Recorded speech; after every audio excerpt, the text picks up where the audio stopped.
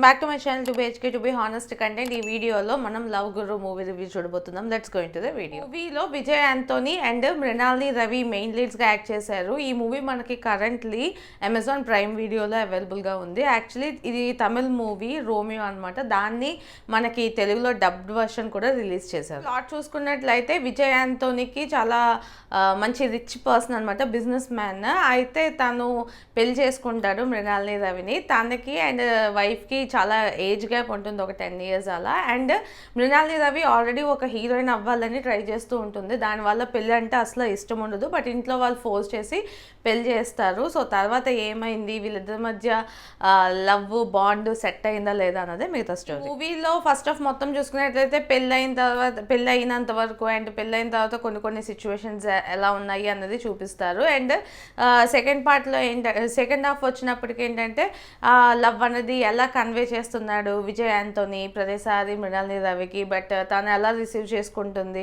అన్న కాన్సెప్ట్ మొత్తం మనకి సెకండ్ హాఫ్లో చూపిస్తారు అనమాట. ఫస్ట్ హాఫ్ బాగుందా, సెకండ్ హాఫ్ బాగుందా అంటే రెండు ఓకేగా అనిపించింది నాకు. అంటే ఏదో వెళ్ళొచ్చు చూడొచ్చు అన్నట్టే ఉంది తప్పించి పెద్దగా ఇంట్రెస్టింగ్ ఎలిమెంట్స్ అన్నవి నాకేమీ అనిపించలేదు. దీనికి మెయిన్గా రీజన్ ఏంటంటే ఈ స్టోరీ ఆల్రెడీ మనం చాలా మూవీస్ చాలా దగ్గర చూసేసామన్నమాట. మెయిన్గా మనం చూసుకున్నట్లయితే షారుఖ్ ఖాన్ రబ్నే బనాది జోడీ మూవీ ఉంది కదా, ఆ మూవీ కూడా సేమ్ కాన్సెప్ట్. అందులో ఏంటంటే ఒక డ్యాన్స్ కాంపిటీషన్కి వెళ్తారు, ఇందులో ఏంటంటే తిను హీరోయిన్ అవ్వాలనుకుంటుంది, ఫిల్మ్ ప్రొడక్షన్ స్టార్ట్ చేస్తారు. అంతే డిఫరెన్స్ అనమాట, మిగతాదంతా సేమ్ టు సేమ్.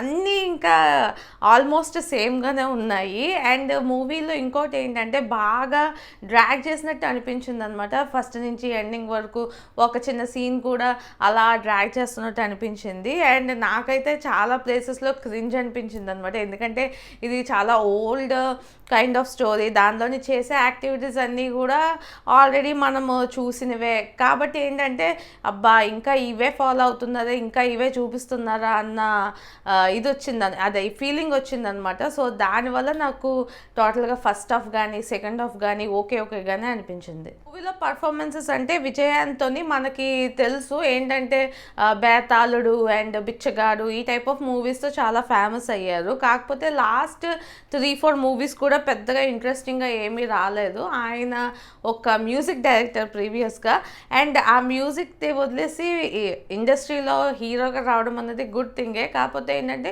ఈ మధ్య అంతగా క్వాలిటీ ఉన్న మూవీస్ అన్నవి తీసుకోవట్లేదు అని నాకు అనిపించింది. అండ్ రెగ్యులర్ స్టోరీసే తీసుకుంటున్నారు అన్న ఫీలింగ్ కూడా వచ్చింది. లాస్ట్ 2 మూవీస్ కూడా పెద్దగా ఇంట్రెస్టింగ్గా ఏం లేవు. సో యాక్టింగ్ కూడా ఆయన స్కోప్ ఉన్నా లేకపోయినా సరే ఒకే type of acting, average acting అనే నాకు అనిపిస్తుంది ప్రతిసారినా. సో ఇందులో కూడా అలానే ఉంది. దానివల్ల కొంచెం డౌన్గా ఉంది యాక్టింగ్ పర్ఫార్మెన్స్ అని నాకు అనిపించింది. అలానే మనం చూసుకుంటే మృణాలిని రవి తనకు వచ్చే ఆపర్చునిటీస్ చాలా తక్కువ. తనకు క్యారెక్టర్ ఇచ్చిన పరంగా ఎంతవరకు చేయాలో అంతవరకు చేసింది, పర్వాలేదు అనిపించింది. ఇందులో కొంచెం యోగి బాబు వస్తూ వెళ్తూ ఉంటారనమాట. ఆయన కూడా ఏంటంటే ఎందుకు వస్తారో తెలీదు. ఎప్పుడైనా మనకి మూవీలోని ఎవరైనా బాధ ఏమైనా చెప్పుకోవాలనుకుంటే ఇంకొక మనిషికి చెప్తారు కదా, ఎవరో తెలియని వాళ్ళు సజెషన్స్ ఇస్తూ ఉంటారు. ఈ మూవీ అసలు టైటిల్ తమిళ్లో అయితే రోమియో ఓకే, బట్ తెలుగులో ఏం పెట్టారు మనకి లవ్ గురు అని పెట్టారు. ఇందులో లవ్ గురు అంటే అసలు హీరోయే కాదనమాట, యోగి బాబు. ఎందుకంటే యోగి బాబు సజెషన్స్ ఇస్తూ ఉంటారు. సో అది కూడా కొంచెం క్లమ్జీగా అనిపించింది నాకు. ఓవరాల్గా పర్ఫార్మెన్సెస్ అన్నీ ఓకే. ఫైనలీ ఈ మూవీ నాకు ఎలా అనిపించింది అంటే నాకైతే చాలా రొటీన్గా అనిపించింది, నచ్చలేదు. కాకపోతే ఫ్యామిలీ మెంబర్స్ అందరూ ఏదో క్యాజువల్గా ఒకసారి చూడాలనుకుంటే కలిసి అలాగా చూడొచ్చు, ఎందుకంటే ఎటువంటి బ్యాడ్ సీన్స్ అలాంటివి ఏమీ లేవు.